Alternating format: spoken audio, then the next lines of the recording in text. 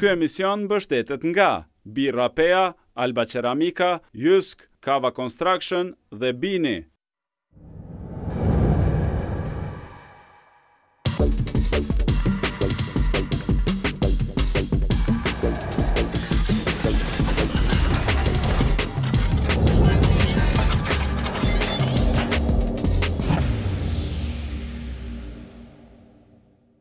Është emisioni i parë Rubikon dhe po fillojmë sezonin jubilar të 15 me një intervistë super ekskluzive. Është paraqitja e parë, në video paraqitja e parë e kryetarit të Lidhjes Demokratike të Kosovës, ish kryeministrit të Kosovës, ish kryetarit të Prishtinës, zoti Isa Mustafa. Ndodhemi këtu në shtëpinë e tij dhe do të marrim këtë intervistë të parën. Zoti Mustafa, ju falenderoj që na pranuat. Uroj që së shpejti t'ju shohim edhe në studio për gëzime dhe përshëndetin tuaj. Falenderoj shumë. Unë ju uroj 15 vjetorin, ju përgëzoj për një punë të mrekullueshme që e keni bërë dhe për një kontribut rëndësishëm për Kosovën, prandaj ju uroj që të vazhdoni edhe më tutje kështu. Faleminderit shumë. Po fillojmë atë që pritet këtë javë, është thirrur një seancë e Kuvendit të Kosovës për të nxjerrë një rezolut për idenë e diskutimit të kufive të Kosovës, po quhet korrigjim, po quhet shkëmbim territorësh, cili është qëndrimi i LDK-s për këtë? Po ne kemi dhënë qëndrimin tonë publikisht disa herë. Ne kemi vlerësuar se nuk është momenti që tani të hapen këto tema.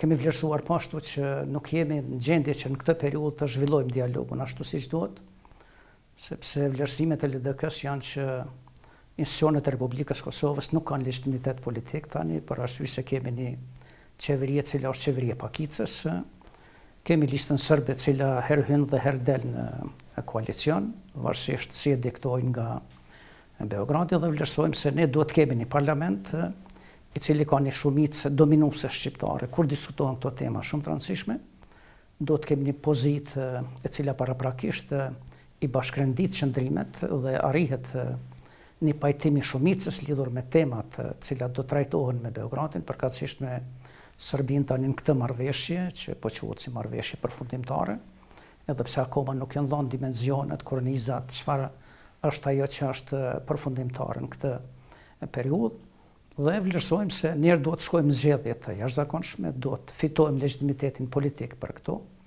duhet të marrim përkrahje nga qytetarët për temat shumë të rëndësishme, të cilat mund të hapen në këtë moment, dhe duhet bashkarisht të hyjmë këtij procesi, sepse nuk mundet askush, as pozita veç të drejtoj këtë proces dhe as opozita veç të bëjë punën. Sa i përket themi të fjalorit, kështu të shprehem më thjesht tani, i cili po përdoret lidhur me shpjegimin asaj se çfarë po ndodh, unë mendoj se është krijuar një konfuzion shumë i madh.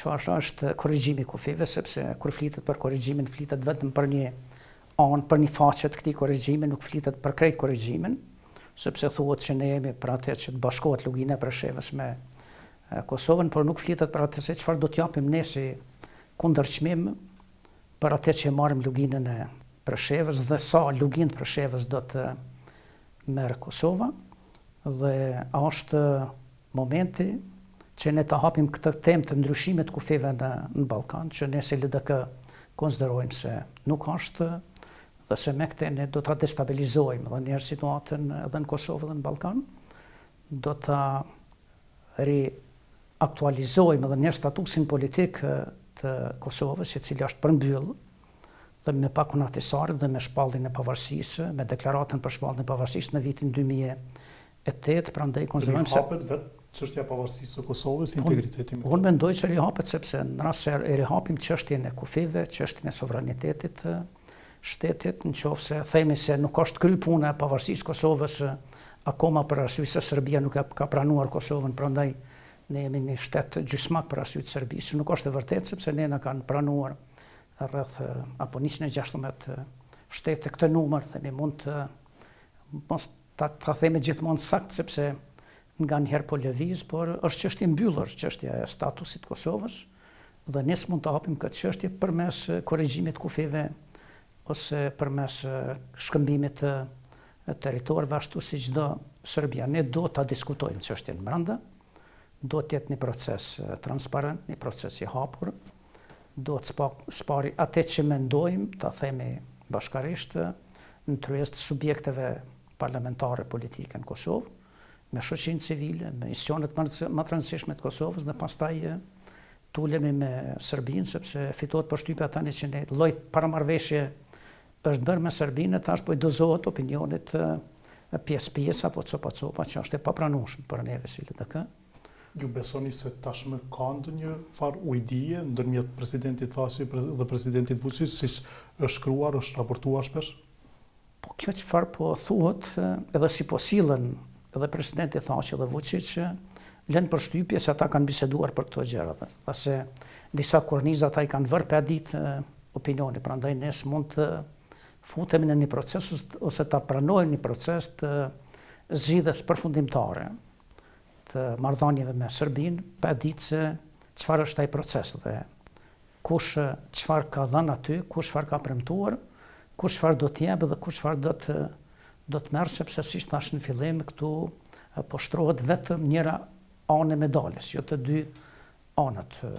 Opinionit po i servohet se ne do ta marrim luginën e Preshevës, natyrisht se kërkosh për shqiptarëve s'është kundër asaj që lugina e Preshevës t'i bashkohet Kosovës. Mund të arrijë diçka të tillë, deri sot Serbia pikërisht ka hezituar ta njohë fare Kosovën, tash po na thonë se do ta njohë Kosovën, por do t'ja jap edhe një pjesë Serbisë, luginën e Preshevës. Kjo është për fat keq është edhe çesharake, sepse s'mund të sillemi kështu. S'mund të presim ne që Serbia nuk e ka pranuar Kosovën, sepse dëshiron që Kosovës t'ja jap edhe luginën e Preshevës. Është një absurd edhe politik, është një absurd edhe intelektual, edhe në nënçmim, themi, edhe i opinionit publik. Natyrisht Serbia është në gjendje ndoshta të bëj shkëmbime të territoreve, mirë, po unë mendoj se ne nuk do ta pranojmë atë zgjidhje. Ja, dhe nëse është Serbia e gatshme, ne duhet t'i themi jo shkëmbime. Ne duhet t'i themi jo shkëmbime territoreve, ne duhet të bisedojmë me Serbinë lidhur me çështjet e tjera, lidhur me çështjet e tjera të cilat deri më tani kanë qenë si çështje të kontestuara, themi, të marrëdhënieve tona me Serbinë, siç janë implementimi i marrëveshjeve të deritanishme ose ndonjë marrëveshje e cila e përmbyll këtë proces, siç është avancimi maksimal i drejtave të njeriut, drejtave të komuniteteve. Themi aty duhet punojmë maksimalisht, por asesi që ta shndrojmë ose ta bosnizojmë Kosovën dhe ta shndrojmë në, themi, sistemin politik të Kosovës apo sistemin kushtetues të Kosovës në një sistem asimetrik i cili pastaj nuk funksionon. Keni të një shpjegim pse tash për një herë u hap çështja edhe e shkëmbimit të territoreve, ndarjes së Kosovës, derisa për vite me radhë që nga lufta armatosur, që nga liria, edhe po ashtu nga pavarësia, ka qenë një opcion që është lënë jashtë tavolinave të diskutimeve. Tash duket sikur edhe në bashkinë ndërkombëtare shtetet të veçanta kanë filluar ta shohin më me fleksibilitet këtë si ide. Po së pari mund të vlerësoj, ndoshta nuk mund të jetë edhe vlerësim krejt i qelluar, që Kosova më nuk është në agjendën e bashkisë ndërkombëtare ashtu siç ka qenë më parë. As jemi në agjendën e SBA-s, as jemi në agjendën e Bashkimit Evropian ashtu siç kemi qenë më parë, as të vendeve mike të cilat e kanë përkrah pavarësinë e Republikës Kosovës. Dhe ndoshta ekziston, themi, një ngutje e këtyre vendeve që ta përmbyll këtë çështje, pa marrë parasysh çmimin i cilin do ta paguajë Kosova. Por unë mendoj se ne duhet sillemi shumë më seriozisht, ne duhet ta konsiderojmë se çështjen e statusit të Kosovës ne kemi përmbyll, themi, me shpalljen e pavarësisë në vitin 2008, me deklaratën, sepse nëse dikush ka harruar, duhet të filloj prapë ta lexojë ose ta rilexojë deklaratën për shpalljen e pavarësisë së Kosovës. Ne në atë deklaratë kemi përcaktuar kufit.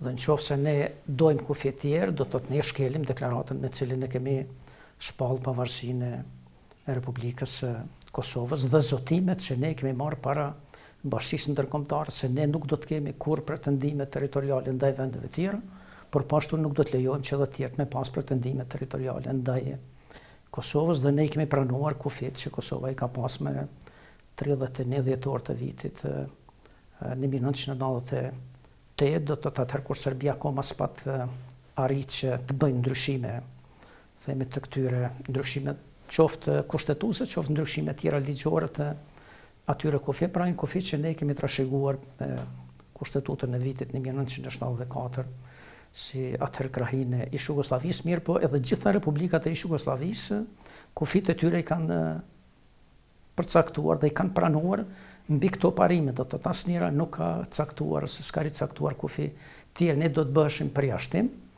në ricaktimin e këtyre kufive dhe ne pastaj do ta kontestonim edhe fituarin tonë që kemi pas në gjykatën ndërkombëtare drejtësisë, sepse atje ne kemi dëshmuar se ne s'kemi ndryshuar kufi, sepse ne e kemi shpall pavarësi në suazat kufive që kemi pas si themi pjesë konstituive ish Federatës Jugoslave, prandaj janë disa parime për cilat ne duhet kemi kujdes. Tani unë nuk shoh asnjë arsye që të ketë nguti. Themi ngutia nganjëherë shpjegohet me atë se mandati i Komisionit Evropian është deri në prillin apo majin e vitit tashmë dhe ne duhet madje thotë se deri në fund vitit do të deri në fund vitit është mirë që këtë çështje ta përmbyllim derisa zonja Mogherini është në mandatin e saj, se themi tani Serbisë ngutet për arsye të kritereve të cilat duhet i plotësoj për antarësim në Bashkimin Evropian. Mirë, po unë mendoj që çështjen tonë ne nuk duhet ta lidhim me asnjë mandat, as me mandat individual dhe as me mandate të institucioneve të BE, sepse ne duhet të kemi besim në BE, qoftë se dëshirojmë që të bëhemi pjesë e BE-s.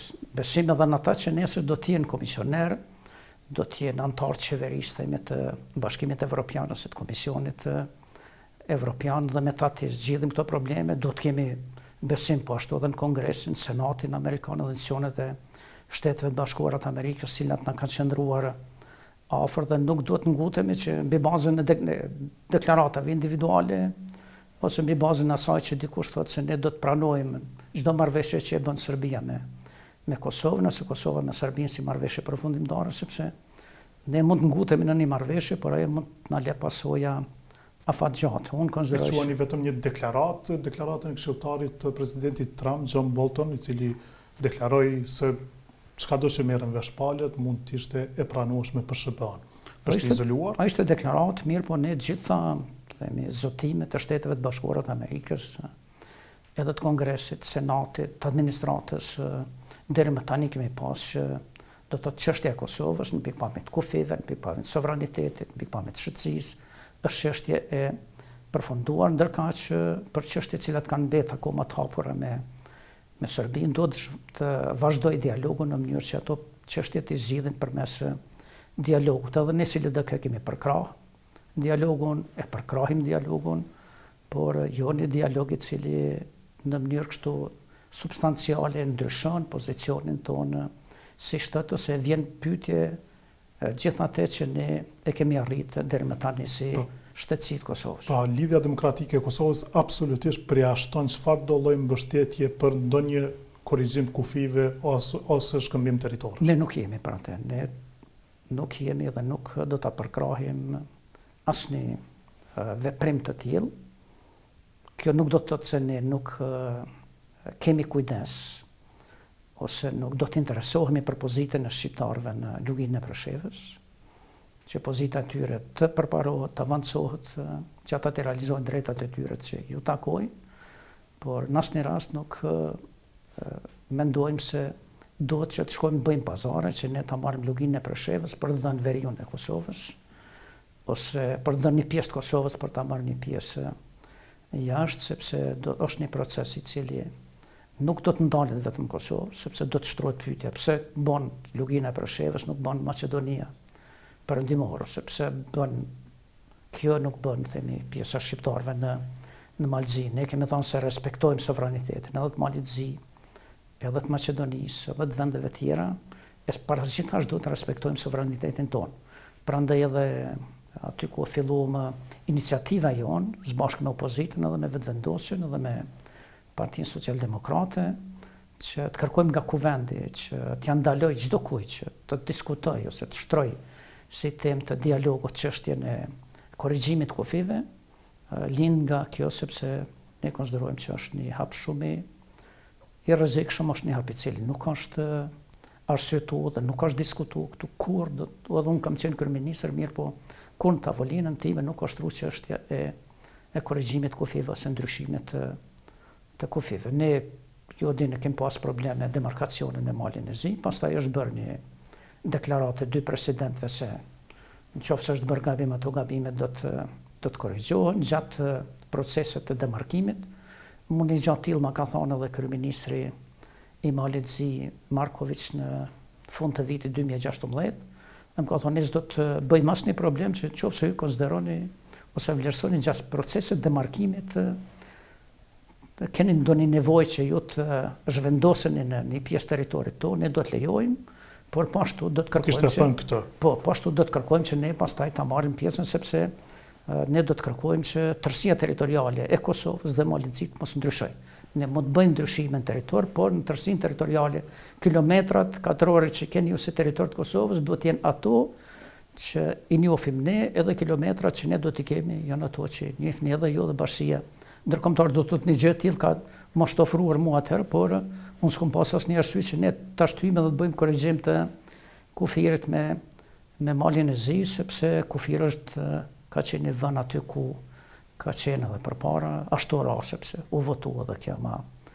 Por u votua duke pasur deklaratën që përmendet ju dhe duke hyrë në marrëveshje, pra që u votua edhe 2 anekse ose 2 pika tjera, raporti Bullisi, si dhe deklarata e presidentëve. Ju thoni se s'ka ndryshuar asgjë, bëhet fjalë për të njëjtën marrëveshje dhe s'do të ndryshojë asgjë? Asgjë s'ka ndryshuar sepse vetë marrëveshja, më duket në pikën 7 ose në pikën 9, e parasheh këtë që 2 palët mundën të mirën vesh për ndryshime në terren, mirë po gjithmonë ato ndryshime nënkuptojnë ruajtjen e tërësisë territoriale të dy vendeve. Tani ju keni pa dhe kryeministri Haradinaj del kundër konceptit të ndryshimit ose të korrigjimit kufive. Dhe ky koncept i korrigjimit kufive tash korrigjimi do të thotë ne duhet kemi parime.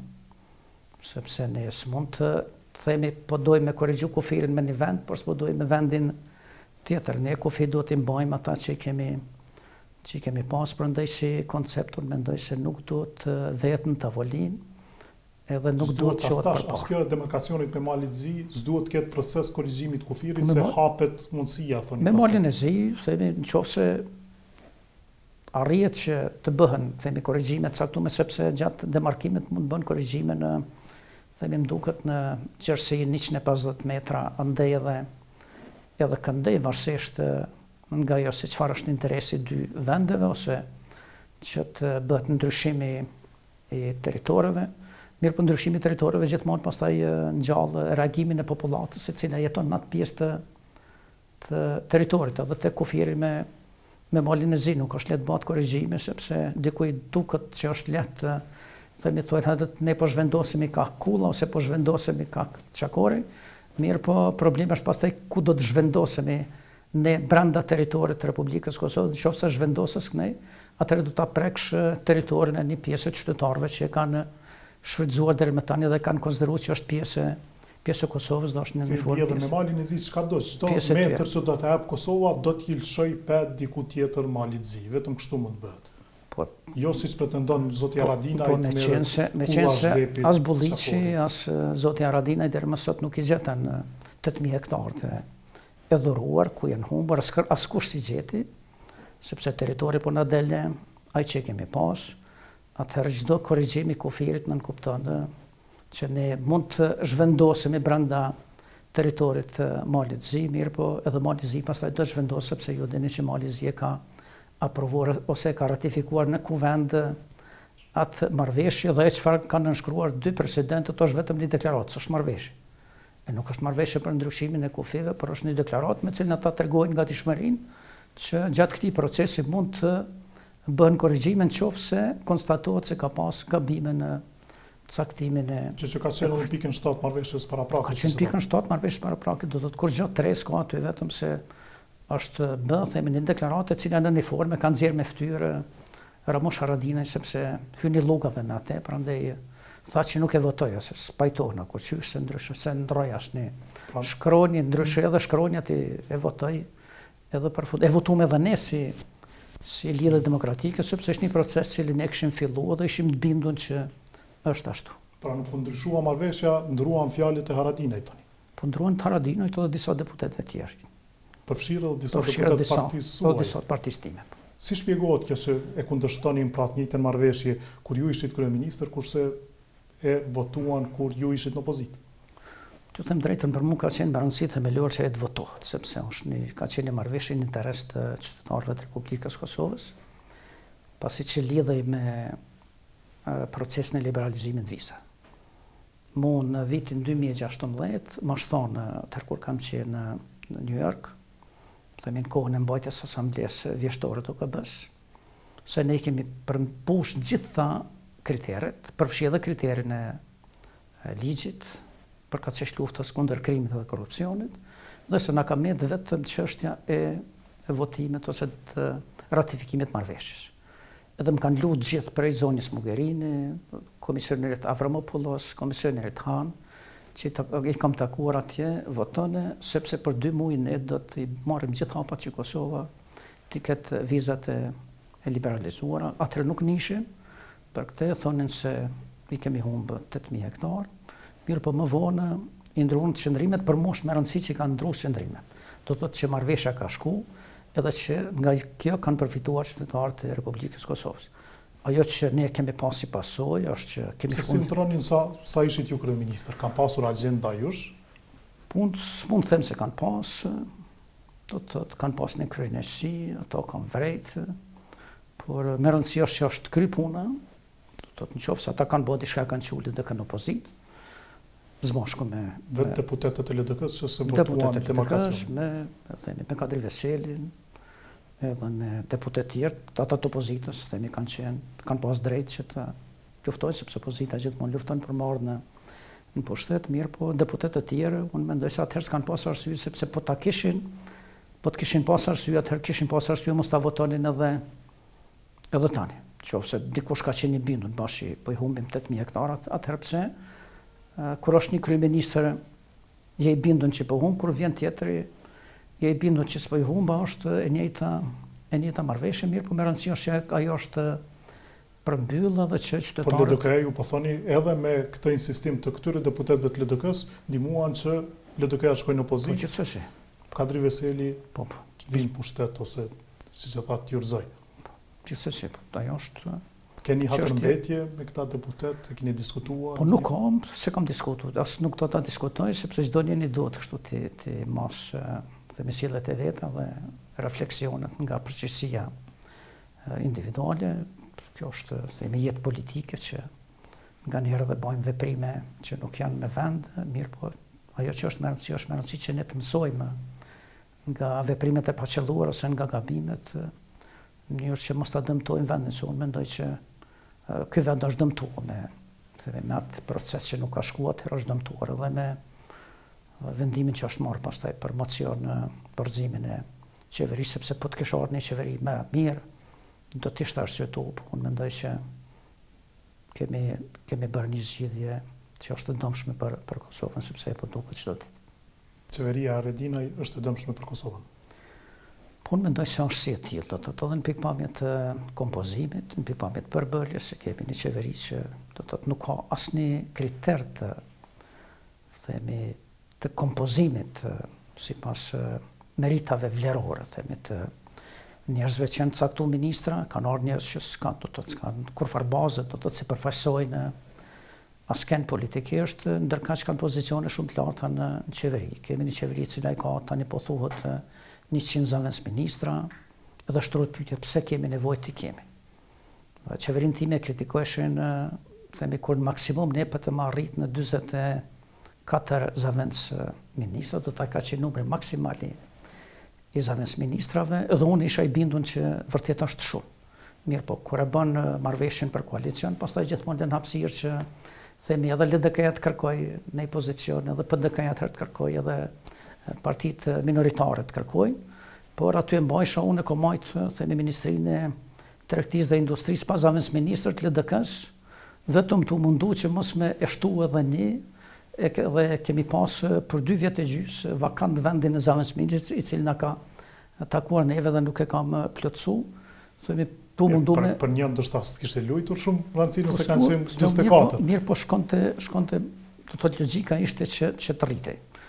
E këtu themi është kapërcyme, atë janë kapërcime të mëdha dhe vendimet e qeverisë. Disa vendime nuk kanë asnjë bazë ligjore, asnjë bazë të interesit. Zotja Radina i po thot, ai është kryeministri më i suksesshëm deri sot në këta pak muaj. Po bën faktikisht po bën një vit. Po ndryshe, unë mendoj se ndryshe nuk do të pritet që thotë edhe zotja Radina, sepse nëse se lavdon veten atëherë është problem ta lavdojnë edhe tjerët. Mirë, po unë s'po shoh asnjë, themi, sukses të saj. Krimin dhe korrupsionin e kemi në ngritje. Është duke u ngritur. Është duke u ngritur, është problem. Kemi ministra për fat keq, themi janë të implikuar edhe që ndaj cilëve ushtrohen procedura gjyqësore, kanë akt akuza, në qeverinë time nuk kemi lejuar që asnjëri me akt akuzë të kryejë punën e ministrit. Në vërtet ata janë tërheqë vetë, ne kemi pas një rast të ministrit që është tërheqë vetë. Kemi pas 2 raste të zëvendës ministrave që në moment që zotja Gani, do të moment që në hapë procedurat janë tërheqë vetë. Nuk kemi lejuar që kemi kërkuar që edhe shërbysit civil ndaj cilëve janë ngritur akt akuza të suspendohen përderisa të mos përmbyllet procesi i akt akuza. Është e drejta, s'është e drejtë, kjo është punë tjetër, sepse njerëzit nuk mund të shpallët fajtor përderisa gjykata mos ta shpallë atë. Mirë, po ky ka qenë një kriter që ne bashkarisht e patëm vënë atëherë dhe si parti të koalicionit. Janë këto vendimet për rritjen e pagave që mendoj se janë krejtësisht parsyeshme, të pavend. Ministrat që kanë tash janë tetuar ose dyshuar ose kanë akt akuzat do duhet mos ishin ministra në këtë qeveri që e kemi tash. Po tash ne s'mund ta bindim as opinionin publik brenda Kosovës, as Institucionet e Bashkimit Evropian se ne po luftojmë krimin edhe korrupsionin, nëse brenda qeverisë kemi njerëz që janë të implikuar në këto së dyshuar në këtë rast, sepse s'mund të them, s'kam drejt të them që dikush janë dyshuar, është ngritur akt akuzë dhe ata akoma vazhdojnë të kryejnë përgjegjësinë e ministrave. Një gjë tillë nuk mendoj se nuk do të lejohet. Ne s'e kemi lejuar. Në vërtetë me ne s'e kanë lejuar as ndërkombëtarët, por ata i kanë ndryshuar qëndrimet sepse në gjitha rastet kur kemi pas kur jemi ballafaqur me raste të tilla, kemi pas kërkesa nga ndërkombëtarët që ose duhet të marrin masa, ose ata pastaj nuk do të bashkëpunojnë me atë ministri ku kemi një ministër që ndaj cilit është ngritë akt akuzë. Tani edhe ata i kanë ndryshuar qëndrimet sepse po bashkëpunojnë me ata, po rrinë ata si duket ka ndryshuar edhe politika. Mirë, po ne s'do ta ndryshojmë sepse ne kemi interes që ne ta luftojmë vetë krimin dhe korrupsion. Të kthehemi edhe një herë te çështja e bisedimeve me Serbinë. Pra, zoti Thaçi e citoi edhe një intervistë ish presidentit Rugova, ku ai kishte folur për zërin, për idenë e shkëmbimit të territoreve me Serbinë. Pra, është duke zgjetur argumente që thotë se edhe LDK-ja ka pasur një qëndrim për këtë punë. Tash nëse ne referohemi viteve të 90, themi vitet 92, 93, 94. Unë atëherë s'kam qenë në Kosovë, kam qenë në eksil. Mirë, po jam munduar që atëherë ti përcjell këtë. Kam pas kontakte me Rugovën, kur Rugova ka dalë jashtë, qoftë në Gjermani, qoftë kur ka shkuar në udhëtime zyrtare, sepse zakonisht jemi takuar rrugës, e kam takuar edhe në Washington 2 herë, do të thotë në atë periudhë. Ajo ka qenë periudhë kur ne kemi pas, themi, ide të ndryshme të Rugova dhe tjerë kanë pas ide të ndryshme, themi, si të zgjidhet problemi i Kosovës ose si të zgjidhet problemi shqiptarëve në ish Jugosllavi. Dhe këto ide kam lexuar edhe të Rugova, themi, mendimin e tij lidhur me këtë. Por unë konsideroj se gjitha këto ne kemi përmbyll, do të kemi përmbyll me shpalljen e pavarësisë të Kosovës, edhe çdo njeri pastaj ka zënë vendin e vet. Edhe Rugova si ideator dhe si njeri i cili ka punuar shumë për pavarësinë e Kosovës, si president historik i Kosovës, edhe ushtarët e UÇK-s dhe komandantë e UÇK-s që e kanë dhënë jetën për atë, dhe ajo është një sublimim i gjithë asaj që themi është trajtuar, është diskutuar, sepse në momente të ndryshme natyrisht janë hap, prandaj ne s'mund të themi tani pse po citohet Rugova, pse mirë, po citohet Rugova në një kontekst krejt tjetër. Kohor në vitin 94. Në vitin 94 tani do të thotë në vitin 2018, për arsye se tani dikuj nevojitet që ajo të bëhet, pse nuk e cituan përpara. Pse se cituan në vitin 2008, edhe nuk thanë që ne nuk e shpallim pavarësinë Republikës Kosovës në këta kufi, por ne do të shpallim pavarësin, tu përfshi edhe luginën e Preshevës. Këta që sot po thirrën, në qoftë se bashkë aq shumë e kanë respektu mendimin e presidentit Rugova. Mirë po, ne pastaj jemi përcaktuar që shqiptarët në Maqedoni të zgjidhin problemin e tyre në shtetin e tyre, atje ku janë, shqiptarët në Preshevë dhe në Bujanovce të zgjidhin, por gjithsesi të avancohen në drejtat e tyre, karshi kartës evropiane të qeverisës lokale dhe karshi gjitha instrumenteve edhe regulativës evropiane që rregullan çështjen e drejtave të njerëzit dhe çështjen e drejtave të pakicës. Zoti Mustafa, po është edhe njeriu i dytë, ose njëri ndër të dytët në LDK, i cili e kërkon që Kosova të bëjë shkëmbim territorësh, duke kthyer pra në kufit e viteve 50, si thotaj, kur është ndruar, kur është inkuadruar në Kosovë komunat veriore Leposavisi, Zumi Potoku, dhe të merren komunat e luginës së Preshevës, është nënkryetari zoti Lutfi Aziri.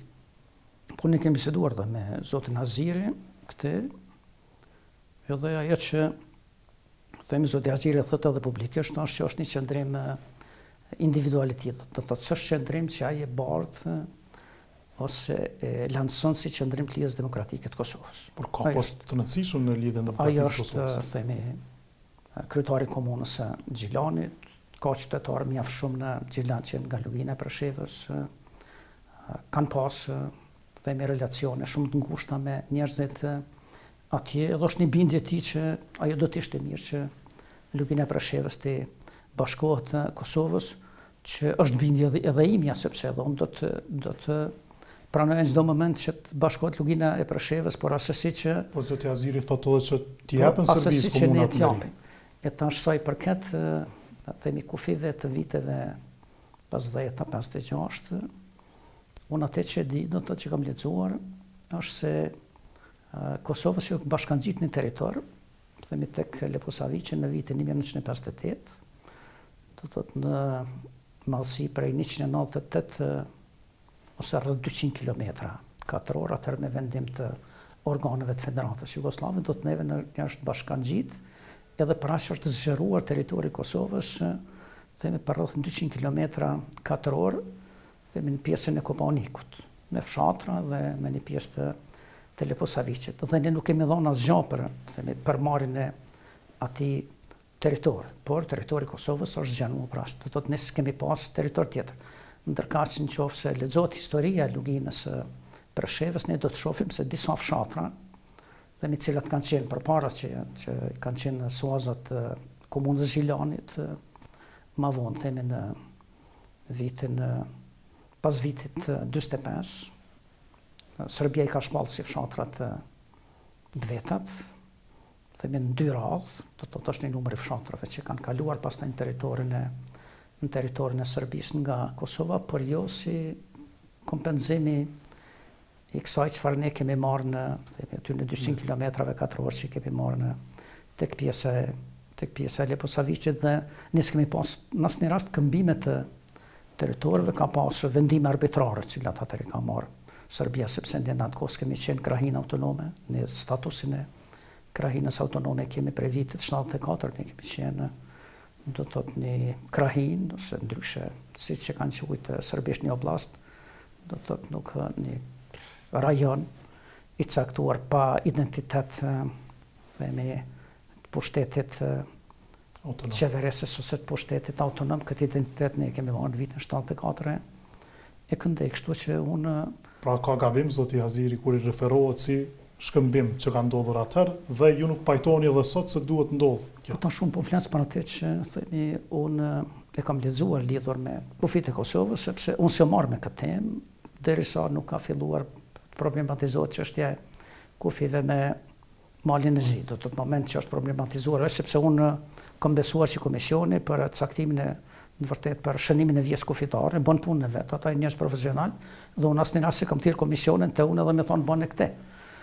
Prandaj edhe që marr me atë çështje mirë për ku hap çështje e kufive, pastaj edhe unë kam marr literaturë, libra, kam shfrytzuar çdo burim që ta shoh se do të thotë si janë përcaktuar dhe ku janë kufit e Kosovës, dhe ne në një formë kemi pranuar kufit tonë, ata kufit që praktikisht kanë qenë kufit pas vitit 74, sepse atër është përcaktuar që kufit e Kosovës i përbëjnë kufit aktual të komunave të Kosovës. Do të thotë, ai territori i komunave që ka qenë në mënyrë kështu sublime ose sintetike ka bërë për pastaj territorin e Kosovës.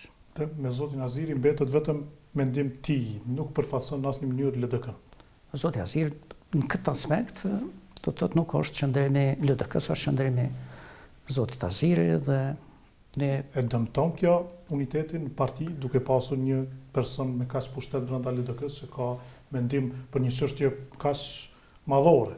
Po nuk e konsideroj se dëmton, sepse ne kemi relacione, themi, shumë të afërta, themi, është parti që kemi unitet në çështjet themelore dhe zoti Aziri në asnjë rast nuk bën propagandë, themi të gjërë lidhur me këtë, por ai thotë se është çështje e tij dhe çështje bindjes së tij dhe ne natyrisht si LDK duhet të respektojmë bindjen e individëve, bindjen e njerëzve tanë dhe të bashkëpunojmë në atë aspekt.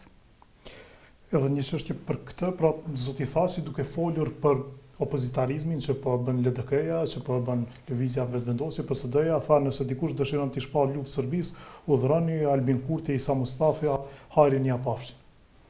Si përgjigjeni? Po mendoj se Thaçi ka një zor sepse nuk është fare racional kur e thot këtë. Unë pres që presidenti i vendit duhet të jetë shumë racional në themi edhe në vlerësimet edhe në adresimet e tij. Serbisë i shpall luftaj që dëshiron t'ja marrë një pjesë të territorit Serbisë. As unë as Albin Kurtis po themi që ne do t'ja marrim Serbisë një pjesë të territorit.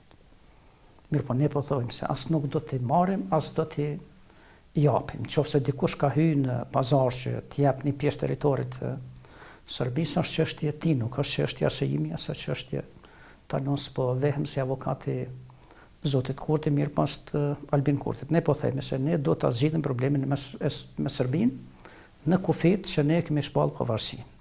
Ata kufi janë kufi të cilët janë përcaktuar sipas rregullave që kanë vlerë edhe për gjitha republikat e ish Jugosllavisë. Do të thotë rregulla që janë zbatuar për formimin e shteteve në territorin e ish Jugosllavisë. Prandaj në këtë rast ne s'kemi probleme me Serbinë, sepse ne se kemi asnjë informatë që asnjë po i shpallim luftë Serbisë, as Serbia po na shpall neve. Nëse dikush i ka shkuar në vesh që nëse ne s'japim ndonjë pjesë territorit të Serbisë, ata pastaj do të na shpallin luftë neve ose do të aneksojnë ndonjë pjesë territorit, atë do të del publikisht dhe të thotë që unë kam këtë informatë, por jo që as Isa Mustafa, as Albin Kurti, sepse ne jemi për atë që të kemi relacione të mira me fëmijët edhe me Serbinë, që të jetojmë paqë, të jetojmë në fëmijësi të mirë, të krijojmë prosperitet në marrëdhëniet tona. Çka nëse Thaçi vazhdon me negociatat me Serbinë dhe pranon një marrëveshje që të përfshijë edhe korrigjimin e territorit? Po të them se s'pari Thaçi nuk ka mandat që ta bëjë këtë. Sepse Thaçi si president i vendit do ta ketë nominimin nga Kuvendi i Republikës Kosovës. Do të merë një pajtueshmëri të 2/3 të deputetëve të Republikës Kosovës, në mënyrë që ai të ketë edhe një kompetencë shtesë, jashtë asaj që ka kompetenca kushtetuese. Me kushtetutë, në asnjë rast presidenti i vendit nuk është i autorizuar që të merr veprime për ndryshimin e kufive të Kosovës. Presidenti i vendit ka obligim kushtetues që të mbrojë integritetin dhe sovranitetin e vendit. Jo që të jap deklarata edhe të ka dalë se unë tash po punoj me ndryshu, me korrigju kufit e Kosovës, sepse ajo është shkelje kushtetutës. Por nëse Kuvendi i Republikës Kosovës do ta mandatonte zotin Thaçi që ai të bisedoj për këto çështje edhe për çështje tjera, ose të përfaqësojë Republikën e Kosovës në negociata, atëherë atë punë mund ta bëjë edhe LDK-ja, nuk do të ishte kundër asaj. Ne natyrisht nuk do ta votojmë kurrë zotin Thaçi që ai ta ketë edhe një kompetencë shtesë jashtë asaj që ka me kushtetutë, por nëse i siguron vota të tjera është punë pastaj punë demokracisë. A ndjeni përgjegjës që edhe me votat LDK zoti Thaçi u bë president dhe tash po flasim për disa hapa që ai mund t'i bëjë që mund ta dëmtojnë Kosovën? Po tash unë po ndëgjoj mjaft shumë edhe themi fajësimet LDK-s, do shtë edhe fajësime konkrete dhe të adresuar dhe të kunë, pëse ne bëm zotin Thaçi president. Ky vend një president duhet ta ketë. Tash ne me kushtetut ja kemi lidh kam të veti deri në atë nivel që asnjë subjekt politik nuk ka arrin që të ketë shumicën në Kuvendin e Republikës së Kosovës. As LDK-ja, as PDK-ja dhe asnjë subjekt tjetër politik. Ne deshtëm apo s'deshtëm do të detyrohemi të bashkëpunojmë me një parti ose me dy parti, në mënyrë që ta bëjmë një koalicion qeverisës dhe në atë koalicion qeverisës domosdoshmërisht ne do të merremi vesh për ndarjen e përgjegjësive ose pozicione. Në koalicionin që ne kemi pas me PDK-n, ne e marr vesh sepse ne kemi dëshiruar që ne ta drejtojmë qeverinë, ne ta qeverisim vendin që LDK-ja ta merr qeverisën e vendit, ndërkaq pastaj ka qenë pajtoshmëria jonë që PDK-ja ta ketë presidentin dhe ta ketë kryetarin e kuvendit. PDK-ja e ka votuar kryeministrin e LDK-s, është votuar edhe kryetari i kuvendit, dhe pashtu sipas kësaj marrëveshje ne kemi konsideruar se është çështje principiale që ne t'i përmbajmë marrëveshjes dhe ta votojmë edhe presidentin si pjesë e një marrëveshje të koalicionit qeverisë, sepse ne kemi qenë bindur që për neve është më rëndësi që ne ta drejtojmë qeverinë e vendit edhe të qeverisë. Prandaj kjo ka qenë arsyeja dhe unë tash nuk shoh asgjë të keqe në atë. E keqe pastaj është që më vonë kur e zgjodhën presidentin, PDK-ja shkeli marrëveshjen, organizoi sepse doli vetë zoti Veseli tha që unë kam organizuar rrëzimin e qeverisë përderisa ishte në marrëveshje me ne, por është punë pastaj e parimeve tyre, është punë themi besimit i cili rrënohet deri në atë masën, ne më tash s'kemi asnjë besim që ta bëjmë asnjë veprim me partinë demokratike ose me ata që në një formë tjetër shkelin marrëveshje, kështu që unë nuk shoh ndonjë fajsim aty, edhe shoh ndonjë gabim sepse ky vend një president duhet ta ketë, ne s'kemi mujt ta diktojmë PDK-n dhe të themi po na po dojmë që ju ta bëni këtë president sepse as PDK-ja natyrisht një numër i tyre s'do dëshirojnë që unë të isha atëherë kryeministër, do të kishin pas dëshirë që ta kenë dikon me cilin ndoshta kanë pas relacione më të afërt ose kanë llogaritë që mund të bëjnë më shumë punë ashtu siç dëshirojnë atë me të, jo me mua. Mirë, do të bëjmë një shkputje, do kthehemi me çështjet tjera në pjesën e dytë. Mos u largoni, do kthehemi shpejt.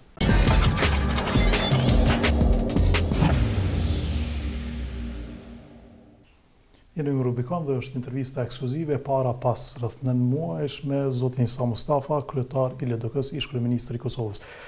Zoti Mustafa thatë që në fillim se LDK është përshkuar në zgjedhje të reja. Besoni se mund të arrijet kjo? Tash? Po unë besoj se nuk ka asnjë arsye që Kosova dhe Matuti të qeveriset me një qeveri të pakicës, ose tash lexova dje ose para 2 ditësh që lista serbe ka thënë që ne do të kthehemi në qeveri, por në fakt lista serbe nuk e ka lëshuar qeverinë, edhe pse janë deklaruar që nuk do të jenë në sozat koalicionit. Mirë po, kjo lën Kosovën në varfshmëri të drejt për drejt nga 10 ose 11 deputet e listës serbe. Po mendoj se nuk është e drejtë që ne të mbetemi peng e një listë të tillë ose të mbetemi peng e një pakicë qeverisë. Ne tash si parti opozitare themi mund të ofrojmë votat për mocion mosbesimi për qeverinë. Mirë po natyrisht se për të realizuar këtë mocion nevojitet edhe për krahja e dikuj ose një numër deputetëve nga pozita. Ne do të bisedojmë me ta. Ja vlen të provohet? Bes po thuhet se për 2-3 vota nuk po provohet fare dhe 2-3 vota mbas edhe mund të zgjidhen. Unë mund të them se ja vlen edhe ne do të bëjmë përpjekje që tani gjatë shtatorit të bashkërendisim edhe aktivitetet edhe bisedat ndërmjet nesh dhe si parti opozitare, por edhe me parti cilat janë në pozitë, sepse unë konsideroj që ne do të shkojmë zgjedhje cilat do të krijojnë institucione legjitime, me legitimitet politik edhe për këtë çështje. Nësimi për atë që dialogu të prolongohet në pafundësi, po jemi për atë që dialogu të ketë adresën, do thotë kemi njeriun e qeverisë, i cili do ta merr përgjegjësinë e vet në dialog. Kjo qeveri ka mandat tash për shkak se është e pakicës, siç po thoni? Kjo qeveri është e pakicës. kryeministri i vendit po thotë që unë s'merre me çështje dialogu, do s'kam kohë më marrë me dialog, me atë do të mirat presidenti, por presidenti s'mundet më marrë me çështje të cilat atë po i përmend, por presidenti vetëm duhet ma sjell më njohjen nga Serbia të shtetit Kosovës, do të në çështje të cilat ne si fjalor politik mund të shfrytëzojmë për pazare ditore ose për reklamime ditore, por që se kanë asnjë bazë. Ku vendi tani për tani ka të mandatuar qeverinë që qeveria të kryej procesin e dialogut. Qeverinë e përfaqëson kryeministrin, nëse kryeministri thotë që unë s'do të merrem me atë çështje sepse s'kam kohë të merrem me këtë punë, po kam punë më të rëndësishme, më të mëshme, atëherë kjo do të thotë që ai nuk po bën punën e vet në këtë fushë, dhe kjo do të thotë që ne do të zgjedhim qeveri të re, e cila do ta merr këtë përgjegjësi, ndërkaq themi në një situatë tillë, ne si LDK jemi për atë që presidenti ta bëj punën e vet, ai ta bën punën në bazë të kushtetues.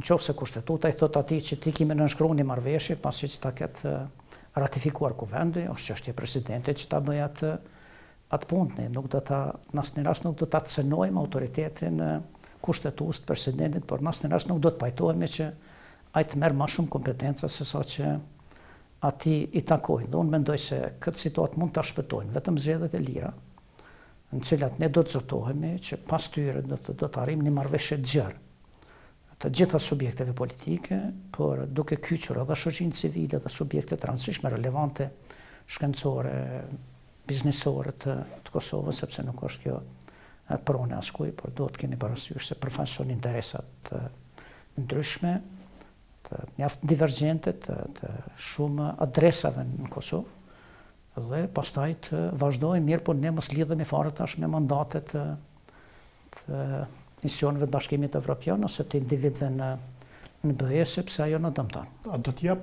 LDK në nënshkrimet për mocionin që po thërret PSD-ja për rrëzimin e qeverisë? Unë mendoj se iniciativën për mocion do ta merr partia më e madhe opozitare në kuvend. Do të thotë ajo është LDK-ja. Pse s'po e bën? Ne jemi tash, jemi edhe në këto aktivitete, jemi edhe në biseda, po ne do dalim publikisht në moment kur e bëjmë, themi punë dhe kur arrim që të kemi besimin që ne do të arrim edhe sukses në atë, do të bisedojmë edhe me subjekte, që tash më parë që janë në kuvend, do thotë në pozitë, sepse unë mendoj që nuk është në interes të Kosovës që Kosova të qeveriset në këtë formë. Do të qofse qeverisim në këtë formë Kosovën, pastaj ai që nesër i fiton zgjedhjet vjen qeveria, s'ka me çka me qeverisë, sepse ne do ta kemi një shtet në cilin totalisht do të cënohet ose do të rënohet stabiliteti makroekonomik, kështu si ka filluar. Do të rënohet stabiliteti buxhetor, sepse s'ka shtet që mund të përballojë që të ketë 60.000 veteranë dhe t'ju jap atyre ndihma pensione mujore, nuk ka shtet i cili do të mund të përballojë situatën kur sektori publik do t'i ketë 2 herë 3 herë rrogat më të mëdha ose pagat më të mëdha se sa sektori privat, sepse atëherë do të ketë konkurrencë dhe ne atëherë do ta dëmtojmë krejtësisht sektorin privat, sepse do t'i ikin kuadrat nga sektori privat për të kërkuar vend sektorin publik, do të kemi probleme me çmime, do të kemi probleme me konkurrencë. Po thoni që nëse vazhdon mandatin e plot, kjo qeveri do të sjell Kosovën para bankrotit? Unë mendoj që unë jam i bindur që po, kështu si është filluar, do të thotë që mos ketë asnjë konsiderat për paranë publike edhe për buxhetin, por vetëm të ndahet mjete pa asnjë kriter, unë mendoj se po. Rasti i tillë është edhe vendimi për 54 milion për Bektelengën. Nëse kemi pas kur bërë ato pare. Po ju lën ju. Po thonë se kjo është zotim që është dashur, pra është për shkak të neglizhencës nga qeveria juaj. Asnjë neglizhencë nuk ka pas qeverinë time. Ne kemi trajtuar këto probleme me Bektelengën, ne kemi trajtuar këto probleme me ambasadën amerikane. Unë i kam trajtuar personalisht këto probleme me zyrën ligjore të qeverisë, me këshilltar të mi juridik, edhe gjithë më kanë thonë që ne nuk kemi drejt, jo 54 milion, para 14 milion e gjysëm, sa u përmendën që t'ja paguajnë Bektelengës. Kush u ka thënë? Pas ka du, do të ka thonë zyra ligjore. Pra s'ka edhe ato 14 milionet që kanë pretenduar Bektelenka nuk do t'ja kishit dhënë dhe nuk kanë pasur drejt t'i kërkojnë. As ato s'do t'ja kishim dhënë deri në 20 janar të këtij viti. Do të derisa të përfundoj afati i kontratës dhe të hyjmë në afatin e penaltive. Do të deri në atë moment ne kemi thënë që ne do t'i paguajmë juve për aq sa mund të sigurojmë mjete. Është buxheti dhe me rishqime buxhetore, themi të tetorit dhe rishqime që në banë kuvend ne gjithmonë kemi ndërhyrë diku me 20, 30, 50 milion shtesë për Bektelenken, dhe ne kemi pyet ata sa jeni në gjendje në qoftë se ne marrim kredi, jeni në gjendje ju tani me i kry këto punë, ata kanë thonë jo, sepse ne kemi planifikuar dhe kapacitetet tona janë vetëm për këto punë që ne i kemi kontraktuar, që neve s'na janë përmend kur 54 milion. Por ju kanë kërkuar ato 14 milion? Ato 14, po, të rreth 15 milion kanë thonë që do t'i kërkojnë që ato të paguhen, themi si një kompenzim i vonesave, por ne ju kemi thonë që ato për atë do të marrin vendim në momentin kur s'ka dhënë afatin në mënyrë që do të kërfutemi në afatin e penaltive, atëherë ne sepse... Pra s'ka filluar afati penaltive atë botë ende, se afati penaltive do të ka filluar, do të fillonte me 20 janar të këtij viti, në vitin 2018. Ne në vitin 2017 do të se kemi pas mendjen të paguajmë asnjë cent për këto, sepse s'kemi pas drejt që ne ta paragjykojmë mos aftësinë tonë për t'i paguar Bektelenkës. Ne kemi paguar sa kemi pas, i kemi informuar sa mund të paguajmë dhe pashtu kemi pranuar që në qoftë se organet mbikëqyrëse të kontratës konstatojnë se themi ne ju kemi borxh, atëherë do të thotë ne do ta bëjmë këtë në bazë të kontratës. Me kontratë ka qenë paraparë që çdo muaj vonesë themi duhet të paguajmë penaltin prej 1 milion euro. Në qoftë se 12 muaj themi janë, ato janë 12 milion, ose në qoftë se diçka shtohet janë 14 milion, po janë 54 milion do të thotë. Me asnjë kalkulim nuk do duhej të vinte në 54 milion. Kur në tavolinën time unë s'kam pas kërkesë për 54 milion. Kërkesa vetme që ka qenë tavolinën time ka qenë për këta për rreth 14 milion e gjysmë. Dhe për të do të fillonin penaltit vetëm fillim të këtij viti në janar. Vetëm fillim të këtij viti dhe atë jo me vendim qeverisë, por me vendim të grupit ndërministror i cili ka nënshkruar kontratën. Sepse kontratën me Bektelenkën nuk e ka nënshkruar qeveria e Republikës Kosovës. Kontratën nuk ka nënshkruar atëherë zoti Thaçi si kryeministër. Themi kur ka qenë qeveria ndërheqje, sepse kontrata është bërë në periudhën kur qeveria ka qenë ndërheqje, jo themi në mandatin aktual qeverisë, mirë po akoma ka qeverisë atëherë Thaçi, do të Thaçi unë s'kam pa kur kontratë që është nënshkruar nga Thaçi si kryeministër, ose cila është aprovuar në qeveri, për kontrata është nënshkruar nga grupi ndërministror atëherë, dhe unë ju kam thënë që edhe për aneksin, do të thotë nuk do të vendos qeveria, por do të vendos subjekti i cili ka nënshkruar kontratë, sepse s'mundet kontratën ta nënshkruaj grupi ndërministror, ndërkaq aneksin e kontratës ta bëj qeveria. Për arsye se pastaj ne do të hapim mundësi të ankesave në arbitrazh edhe të kontestimit të autoritetit të nënshkrimit të kontratës. Në këto që po thoni zoti Mustafa, a i bie kjo se qëllimisht janë bërë shkelje, janë gjetur hapësira vetëm për të përfituar dikush miliona? Po tash mund të them atë mirë, po unë po them tash, po them që është bërë me nguti dhe është bërë pa vlerësimet nevojshme. Mund të ketë edhe, themi edhe, prapavi tjetër, por ne borxh ato parë nuk i kemi pas. Mund të ketë edhe korupcion këtu, mund të bëjnë edhe për hatër të Shteteve të Bashkuara të Amerikës, unë i kom thonë atëherë në zyre dhe përfaqësuesve të Shtetet Bashkuara të Amerikës që unë do ta bëj atë vetëm çfarë më thotë zyra legale. Asnjë nënshkrim s'do ta vej askush, as ministri i infrastrukturës pa mendim të zyrës legale, sepse ne shkojmë nga kjo zyrë dhe ne dëshirojmë që kur shkojmë të lëmë që është jetë e vendosura me ligj dhe jo mbi hatrin ose autoritetin e dikuj. Prandaj them janë këto çështje të cilat unë po shoh që po bëhen me nguti. Pra kot janë dhënë 50 ose po japen 54 milion. 54 milion ne borxh. A duhet hetuar këtë çështje organet e drejtësisë? Unë mendoj se duhet domosdoshmërisht duhet hetuar dhe domosdoshmërisht duhet qeveria ta rishqyrtojë edhe një herë këtë vendim të saj, nuk duhet paguar ose këto para. Ose vendi edhe të mos paguhen parat cilat që kemi borxh. Të paguhen parat cilat neve i kemi bërë në bazë të kontratës. Kontrata duhet të realizohet dhe duhet të respektohet tërësisht. Vonesa ka pas, parasysh është lidhë një kontrate, cila nuk ka pas parasysh kapacitetin buxhetor të Kosovës, dhe ne jemi munduar pastaj që gjithmonë ta menaxhojmë atë mbi bazën e kapacitetit buxhetor, sa mund të mbledhim, sa mund të japim. I kemi dëmtuar mjaft shumë komunat edhe objekte tjera të infrastrukturës, sepse është dashur që pjesën ndërmuese ta orientojmë tek autostrada. Relacionet kanë qenë të mira, do të ne s'kemi pas asnjë themi demarsh ose kundërshtim të Bektollenkës, ne kemi thonë mirë, është organizata që e bën mbikëqyrje, në cilën e vlerëson këtu, dhe mbi atë bazë do të thotë momentin kur ne futemi në procesin e penaltive, ne do t'i paguajmë penaltit ashtu siç kontrata i parasheh. Të një çështje tjetër po ashtu që e përmendëm, pra çështja e veteranëve dhe një epizod që ndodhi dorëheqja e prokurorit që po merrej me lëndën, zotit Eles Blakaj, implikimi i krye prokurorit zotit Lumezi. Si po e shihni ju këtë çfarë po ndodh? Ta shumë sa kam qenë kryeministër, ne kemi pas disa takime dhe disa diskutime me Fondin Monetar Ndërkombëtar atë.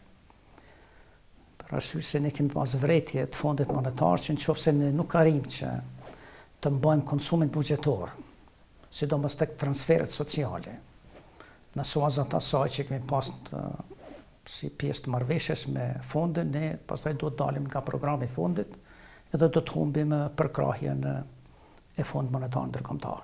Do të ka qenë iniciativë që të bëhet edhe një përpjekje me komisionin edhe me veteranët që të bëhet një klasifikim i veteranëve.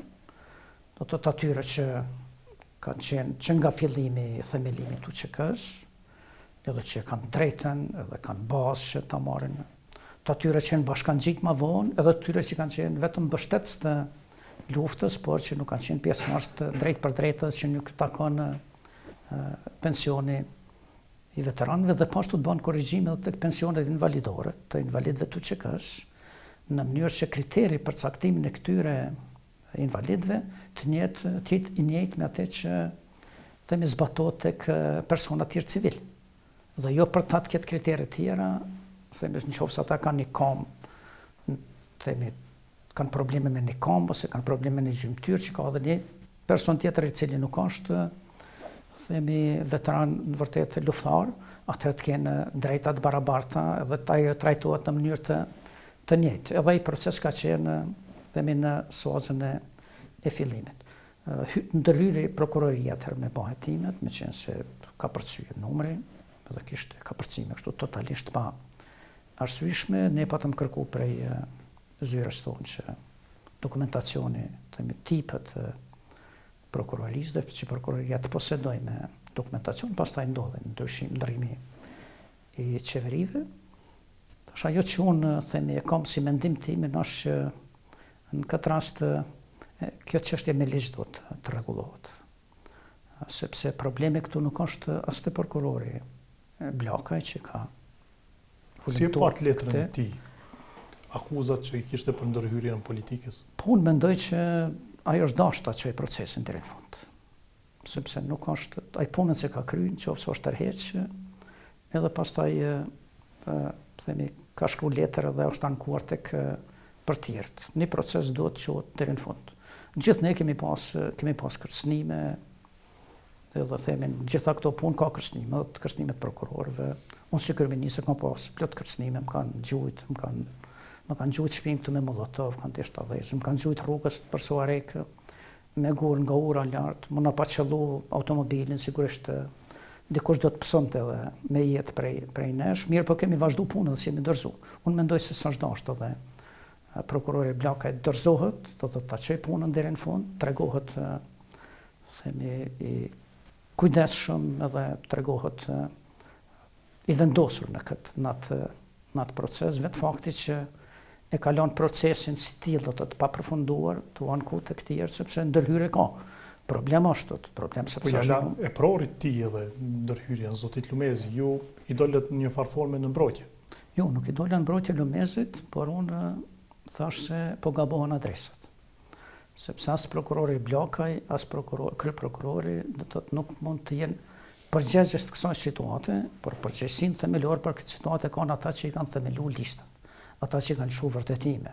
Problemi është te përgjegjësit e zonave, sepse ata i kanë lëshu vërtetimet, edhe ata neve na i kanë prodhu, themi në vend të 12.500 ose 15.000 veteranëve, 60.000 veteranë. As i ka bërë 60.000 Lumezi, as i ka bërë 60.000 Bllaka. Po Lumezi dhe Bllaka do duhet t'i jetonin ta Mirë, po ata që kanë manipuluar. do t'i jetonin dhe do t'i jetojnë. Edhe unë po shoh që do të ekziston vendosmëria prokurorisë që hetimet i çojë deri në fund, mirë po ne nëse nuk e shohim problemin aty ku ka lindë, sepse problemi ka lindë me lëshimin e rrejshëm të dëshmive për veteran. Dëshmitë e rrejshme si ka lëshuar prokuroria, i kanë lëshuar njerëzit përgjegjës të zonave, sepse kanë dashur t'ju ndihmojnë njerëzve edhe të kenë klientel politike të marrin vota pastaj prej tyre dhe asnjë parti s'mundet pastaj me rrezun nëse ata i kanë 60.000 klientë që japin rregullisht pensione, ne kot edhe si LDK, edhe partitë e tjera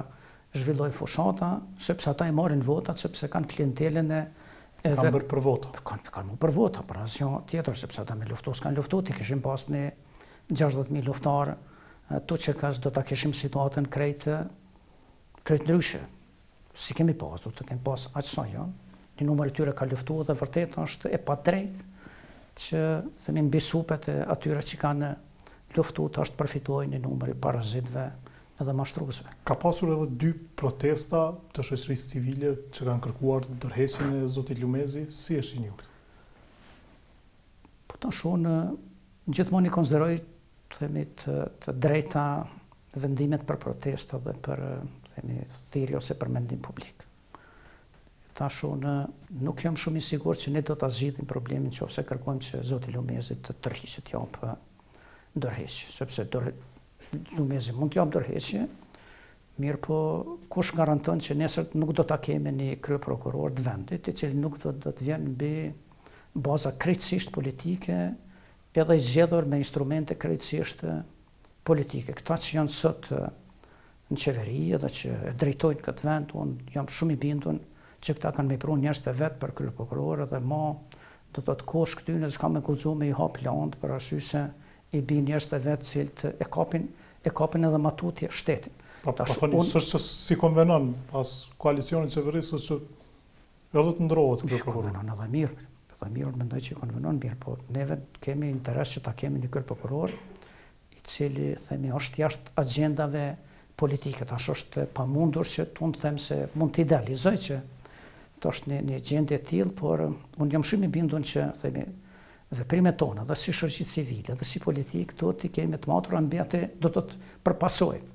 Çfarë do të jetë si pasojë nesër, edhe pse ne nuk dalim me kërku ndërheqje të komandantëve, që i kanë marru listat, i kanë kriju listat, edhe përgjegjësitë tyne, edhe përgjegjësitë njerëzve do të themi atij profili i cili sot qeverisin me vendin, po të themi tash hajde kryeprokurori të shkon sepse ti ke kërkuar me pa landën e prokuror. Tash në sistemin menaxhues tyne unë se di si kanë rregullat ose relacione, çfarë relacione është prokurori me vërtet kryeprokurori me prokurorët, aty s'mund hyj sepse nuk e di atë mirë, po do të thotë është çështje menaxheriale e tyre, po nëse gjendet se kryeprokurori ja ka ndalu zotit Bllaka që mos të hulumtoj edhe matutje këto, ta ndërprej procesin, pastaj është punë tjetër, mirë po në këtë rast problemin e shoh të ata që i kanë prodhu listat e veteranëve.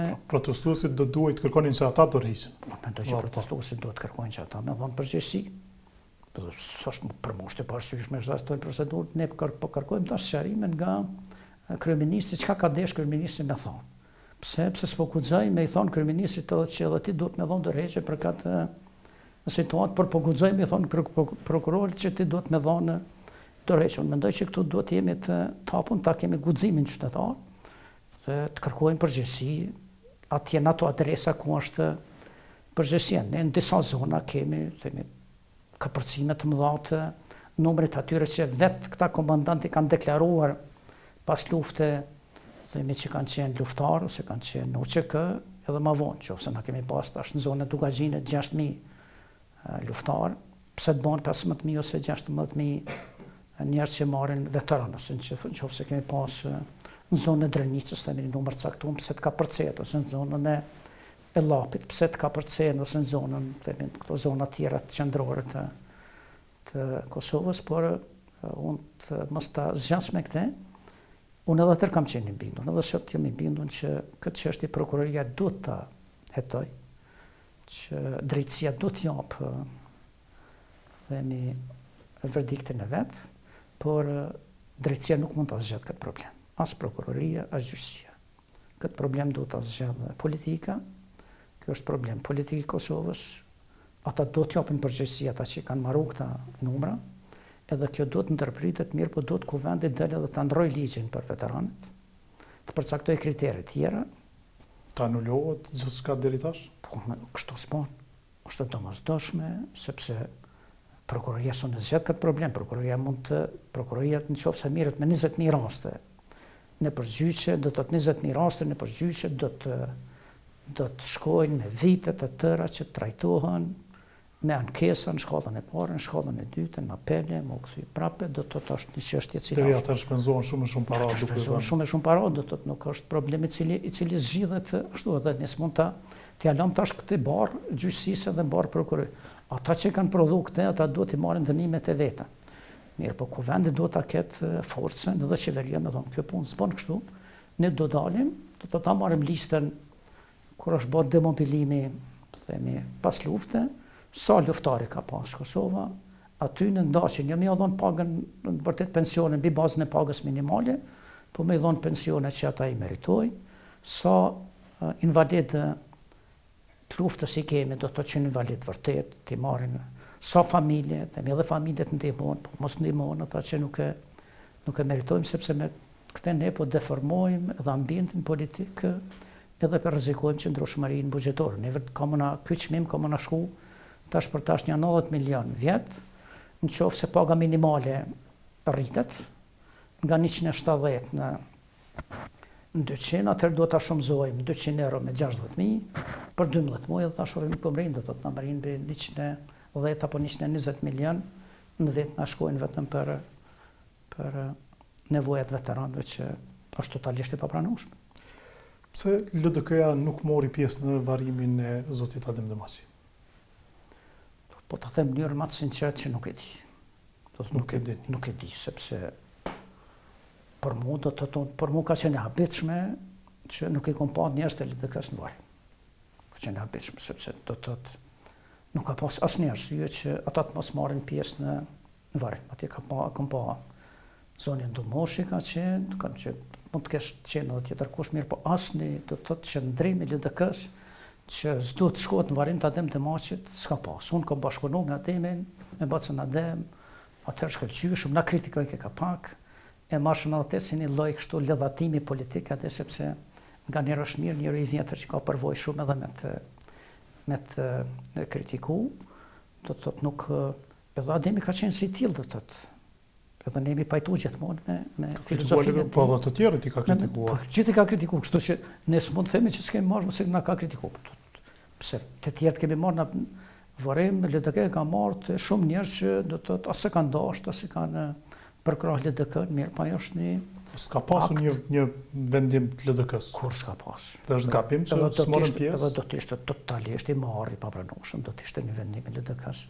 Por unë po të kisha mujt, kështu si të them të shkojnë në kom të mia, por akoma s'po mundem me kështu lëviz kështu të krejtësisht mirë të pavarur, unë do të isha pranë varrit të Demaçit ditën që është varros, sepse ka qenë njëri i cili e ka merituar që të përcillet me ndërimet më të mëdha në varrimin e tij.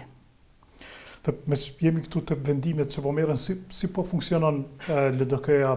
Pra, ishte një periudhë kur ju edhe ndodheshit në Gjermani për trajtim, edhe këtë periudhë kur nuk jeni kthyer plotësisht, nëse keni takime, si është menaxhuar? Po tash derisa kam qenë në Gjermani kam qëndruar një 3 muaj, gati 3 muaj kam qëndruar në rehabilitim. Unë kam pas kontakt atje me nënkryetarët e LDK-s, me shefin e grupit parlamentar, kanë ardhur atje, kanë vizituar, kam biseduar me ta.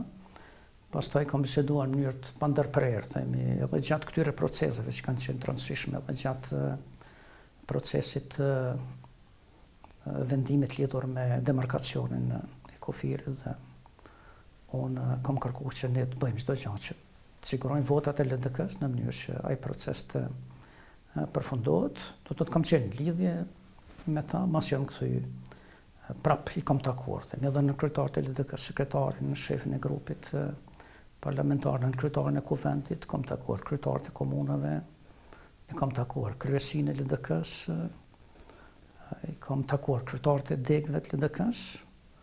Mund të them tash në publikisht se kam thënë mirë, po unë ju kam thënë edhe bashkëpunëtorëve të mi që unë në këtë periudhë nuk jam gjendje që të dalë dhe ta kryej plotësisht funksionin e kryetarit të LDK-s, sepse s'mund të lëvizje akoma në terren. Të jem në përdek, të jem në kontaktet përditshme me kryesinë me ta. Në këtë rast ne do të mendojmë për LDK-n, jo për Isa Mustafën, si kryetar i LDK-s.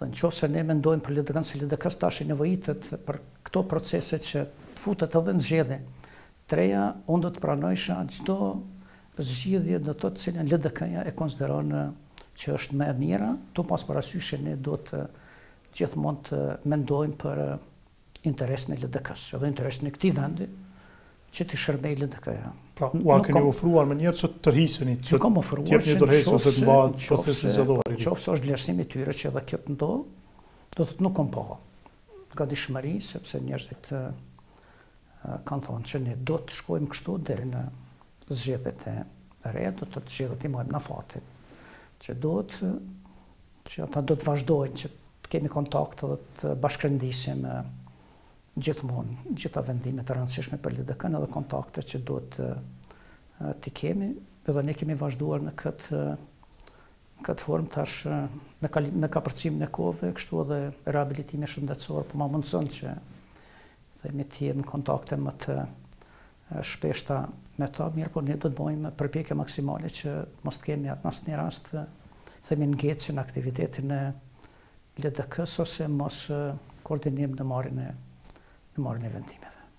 Ka qenë izoluar kjo me varimin e demasit, apo nuk është se e keni marrë shumë? Do të them drejtën, nuk e kam marrë sepse u s'kam menuar që shkojnë, nuk kam menduar që si gjithë tjerë njerëzit shkojnë, sepse te varimi nuk ka kur nevojë me thonë hajde shkojna në varim, mirë, por do të tash një kështu ndjenje përgjegjësisë personale, por edhe përgjegjësisë edhe partijake dhe politike që të jemi atje, dhe këtë se kemi përcjellë tonë, mandej kur ishte varimi, i pash disa komente në televizion edhe u habita tash çfarë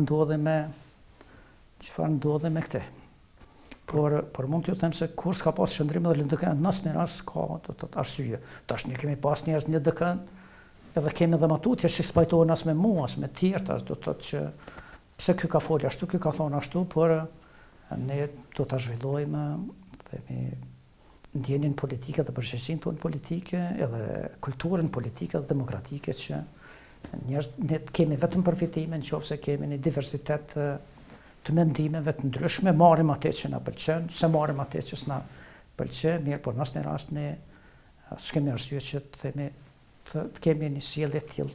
Qoftë ndaj ademit edhe të tjerëve, do të shkojnë ata të tjerë që pa ndërprerë nesër, ose unë do të shkojnë në varrim tyne, do ta respektoj figurën e tyre, pa marrë parasysh çfarë sulme kam pas ose kemi pas ne si LDK, sepse ne do të respektohemi parazitash si njerëz dhe pastaj e dyta vjen themi në një formë klasifikimi ose përcaktimi politik. Ka pasur përfolje të ndryshme se kush është duke udhëhequr sot LDK-n, mund të themi se ju e udhëheqni LDK-n, s'ka dikush ndonjë figurë, ndonjë grupacion që udhëheq. Jo, grupacione s'ka, figura nuk ka, unë të thash që unë do të thotë ju kam ofruar, jemi marrë vesh për një ndarje kështu të brendshme të punëve, themi ndërmjet nënkryetarëve, sekretarit, unë kam kërkuar që zoti Velio do të koordinojë më shumë me kryesinë e LDK-s, edhe në situata që unë s'mund ta mbaj kryesinë, ai timon ato, po gjithmonë do të jemi në konsultime të përbashkëta, që zoti Hazire të mbaj kontaktet me partitë tjera të jashtme, edhe me IPP-n, edhe themi këto që ka si marrëdhënie ndërkombëtare me LDK-ja, që zoti Rugova, Aki Rugova dhe Ismet Beqiri të mbajnë kontakt me me degët, më gjysë që tjetë mos të kemi, edhe të kemi një koordinim edhe mund të them se kjo ka hecë, Zoti Azir ka që gjithmonë ka marrë pjesë në asamblet politike të partive popullore të evropiane, ka pas kontakte me tjertë, me degët, po ashtu kemi kontakte, tani unë do të filloj të maj gjatë shtatorit prap takime me degët, zbashku me në kryetarët dhe me sekretarën, dhe nuk kemi, tash unë kam lexuar lloj deklarata, por ajo që unë themi e kam si të mos themi detyrë, po e ndjej një falënderim edhe të bashkëpunëtorëve të mi që ata në një shumë dinitoze kanë pranuar themi edhe këtë problem, sepse çdo njeri mund të ketë probleme shëndetësore. As unë s'ko mendu që unë për një ditë themi do të metem kështu pa kamë dhe pa dur, edhe nuk do të mund shafare të lëvizë, sepse çdo gjë tjetër ka mujt me prit, po se kam prit edhe këtë, edhe që pastaj do ta dëmtoj edhe veten, edhe familjen, edhe partinë, por është një çështje e cila themi, cilën jetë do të është një sfidë jetësore, që secili njeri mund të ballafaqohet, por është më rëndësi pastaj si sillen tjerë. Unë këtë rastoj vetëm që kam pas sjellje korekte të njerëzve, bashkëpunëtorëve të mi në DK, po mund të them se kanë qenë sjelljet korekte edhe të njerëzve që përfaqësojnë institucionet e Republikës Kosovës, sepse gjithë janë interesuar, gjithë gati kanë thirrë, kanë shprehur interesimin më vizitu, kanë vizitu në shtëpi këtu edhe presidenti Thaqi, edhe kryeministri Haradinaj, edhe Zavendës kryeministrit, edhe zoti Kurti, do të na kemi biseduar në bjërë njerëzore, këtu s'kemi biseduar për çështje politikë, mirë po ajo flet që ne jemi në gjendje që ti ka përcejmë nga njerë dhe mos pajtimet tona politike, me sjellje, me njerëzore, kom pas ashtu interesime edhe nga udhëheqësit e Shqipërisë, themi më kanë thirrë edhe kryeparlamentari, edhe presidenti i Shqipërisë, edhe zoti Berisha, edhe themi gati gjithë tjerët janë interesuar, kanë shprehë dhe gatishmërinë e tyre. Se përmendet kryeministrin, zoti Rama? Zoti Rama, jo, zoti Rama nuk ju ka thirrë fare. Unë i thash ata që më kanë. Unë nxjerra atë që s'ju ka thirrë. Që më kanë, këto gjithmonë edhe kanë thirrë, themi kanë shprehë gatishmërinë e tyre që nëse duhet me ndihmu dhe me ndihmu, kështu që jam do të i kënaqur me themi me një kështu sjellje njerëzore. Si kryetari i LDK-s do të rini deri në fund mandatit, të paraparë sipas statutit të LDK-s. Unë do të rri deri në fund mandatit, do të mundohem maksimalisht me koordinu dhe unë do të veproj ashtu siç e vlerësojmë ne brenda LDK-s, mirë, po në rand parë ne do të kemi interes në LDK-s që ajo dhe matutjet masovizohet, shkoj përpara këtij, themi të ushtrojmë tani detyrën e opozitës, sepse jemi në opozitë, jo në dëm të shtetit, por demokratizimin e këtij vendi dhe marrjen e vendimeve që janë për interes të qytetarëve. Me që është intervista e parë, siç e thash, prej kur gjendja juaj u përkeqësua në janar të këtij viti, çka mund të na tregoni sot për gjendjen tuaj shëndetësore? Çka ndodhi, cili ishte trajtimi, diagnoza? Tash unë në paprit mos u ballafaqova diku me 7 janar, me plagështim të sistemit të muskulaturës. Me 8 kam shkuar, jam shtruar në spitalin amerikan. Dhe pastaj kam pas vështirësi në lëvizje dhe durëve dhe të këmbëve, të gjymtyrëve, se si duket ishte një sindrom edhe ajo që themi unë e konsideroj si fitore të shëndetësisë kosovare, është se ata arritën shumë shpejt, do të thotë që ditën e nesërme ta japin diagnozën e drejtë, do të thotë për një sindrom themi të infektimit të sistemit periferik nervor, që themi në gjuhën shëndetësore është Julian Barren sindrom, do të thotë janë 2 studiusë francezë që kanë zbuluar këtë dikun edhe kanë përpunuar në vitin, se kam lexuar më vonë në 1916. Nuk dihen themi pasojë, në vërtet prejardhja, do të thotë se çfarë ka shkaktuar këtë. Mirë, po problemi ishte që do të thotë ajo po vazhdonte të themi kështu dëmtoj sistemin muskulator, në qoftë se nuk mund trajtohet shpejt, tash unë edhe me ndihmën edhe djemve edhe të miqve, arritëm të sigurojmë banat me kohë, themi, sepse duhet merre një dozë prej 5 ditësh të infuzionit të imunoglobinës që nuk ishte këtu në Kosovë dhe duhet të sigurohej shpejt, edhe ajo siguru. Dhe me atë praktikisht u përmbyll kjo faza, themi, e shëndetësore. Dhe u dash të shkoj në Gjermani themi në pjesën e rehabilitimit. Atje kam qëndruar një gati 3 muaj. Ajo që më ka ndihmuar në Gjermani është se ata themi në mënyrë shumë të saktë kanë vërtetuar gjendjen shëndetësore, kanë dhënë vlerësime se muskulatura mund të kthehet krejt sepse nuk është humba asgjë, mirë po se kërkohet një periudhë më gjatë kohore dhe lypset rehabilitim përmes ushtrimeve. Dhe asnjë trajtim tjetër, për që jam këty do të thonë kam pas ushtrimet kësaj të fizioterapisë, kam çdo ditë në mënyrë që të rikthehet, sepse rikthimi ishte pastaj shumë më i ngadalshëm. Themi njëri po humbte muskulaturën krejtësisht për 4-8 orë, mirë po pastaj po kërkonte kohë shumë e gjatë e rikthimit saj, por ajo është që themi unë e vlerësoj është se procesi po ecë, po shkon përpara, por natyrisht unë do të dëshiroja që të shkon më shpejt se sa që po shkon, por me rëndësi është që po shihni përmirësimin dhe me rëndësi është që do të ka përmirësime në gjitha fushat, edhe që do të përmbyllet edhe kjo sfidë. Thatë se shkaktarët nuk dihen, ka pasur spekulime të ndryshme, keni ndonjë dyshim? Po nuk kam tash spekulime, ka, të them drejtën, nuk jam bazuar në këto spekulime, unë kam ndjek udhëzimet që i kanë dhënë mjekët, edhe këtu në Kosovë dhe jashtë për shembull sa kam qenë në Gjermani, kam pas një përkrahje shumë të madhe të një mjeku tonë që është atje në Gjermani, të zotit Alit Krasniqi, që është shefi një klinike në Pforzheim, i cili e ka shfrytzuar rastin gati çdo javë tjetë me mutun për krah, dhe me të konsultohet me mjekët tjerë. Kam pas edhe për krahin e mjekëve, këtu tash kam themi një asistencë të vazhdueshme. Dhe unë mendoj që këto do të me ka përcjell tash me hy si ka ndodhur, çfarë ka ndodhur, unë nuk kam argumente që të them se ka ndodhur në këtë formë. Kam lexuar, mirë po nuk kam gjetur as në themi në teorinë e kësaj sëmundje dhëna të sakta se cilët janë shkaktarët dhe do të thotë çfarë shkakton këtë.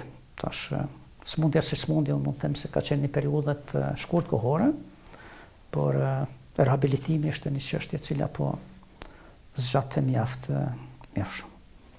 Uroj që sa më shpejt, merrni gjitha përgjegjësi dhe t'ju pres edhe në Rubikon në studio, shumë shpejt. Faleminderit shumë. Kisha kënaqësi. Faleminderit shumë. Faleminderit. Gjithë të mirat. Faleminderit shumë.